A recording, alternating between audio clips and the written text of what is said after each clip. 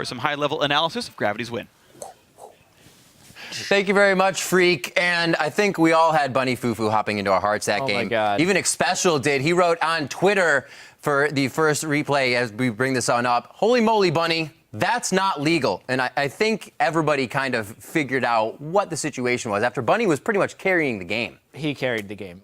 They talked about the team compositions here and how Bunny Fufu was the only thing that was going to create fights for Gravity, and how, you know, that would be a problem if it wasn't Bunny Fufu's on Thresh, who's maybe the best Thresh in the world. A lot of things he did were not legal this game. Let's pull up the first replay and just see how he started it off, because it looked like Teammate had everything in the bag here. And then even with a few slip-ups, Gravity pulled out nicely. We can roll this one right away, because I just want to highlight again how reliable he is at making very difficult plays. Hook into Lantern, that's the easy part. He then flays the instant Porpoise started his tunnel. He didn't have very much time. Cop makes the lone misplay there by missing the ultimate because he used it before the flash. But at this point, Cop is kind of struggling. Bunny Fufu never panics. He immediately gets the hook. He knows to take it in. He flays both people.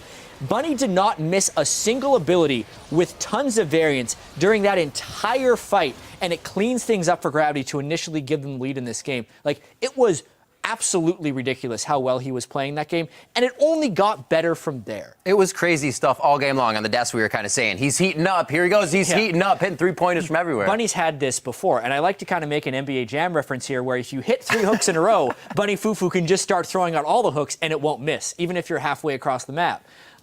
And in that sense, it's got to be the shoes, right? Cool down all the way. He does the cooldown boots, too, later on in the game, only because he lands so many hooks.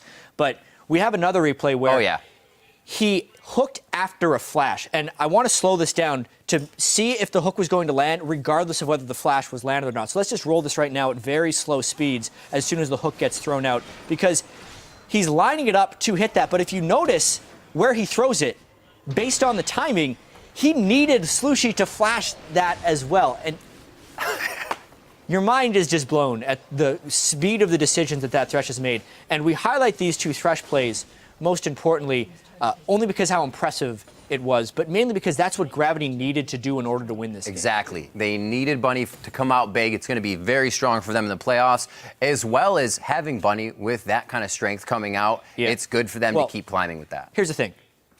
How many supports carry a game like that? They're in the playoffs right now, so don't have to worry immediately about a Thresh ban coming up. Teammates going to have to be the ones trying to, you know, recover from that, as they're going to have to play against Team Liquid.